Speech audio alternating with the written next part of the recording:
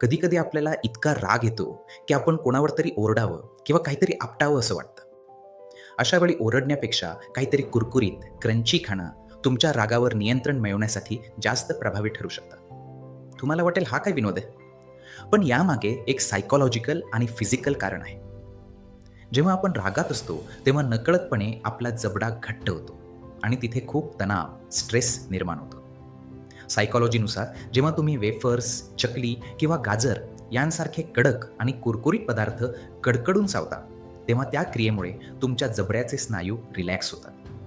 तो क्रंच आवाज आणि चावण्याची ताकद तुमच्या मेंदूला एक प्रकारचा रिलीज देते, ज्यामुळे तुमचा राग शांत व्हायला मदत होते. थोडक्यात तुमची सगळी चिडचिड त्या कुरकुरीत पदार्थावर निघून जाते आणि तुम्ही शांत होता. पुढच्या वेळी जेव्हा कुणाचा तरी प्रचंड राग येईल, तेव्हा वाद घालण्यापेक्षा एक कुरकुरीत वेफर चावा आणि मग बोला. तुम्हाला राग आल्यावर तुम्ही काय करता? कमेंटमध्ये नक्की सांगा. अशाच सायकॉलॉजी फॅक्ट्ससाठी आत्ताच फॉलो करा. मनाचे खेळ, परीस फाउंडेशन.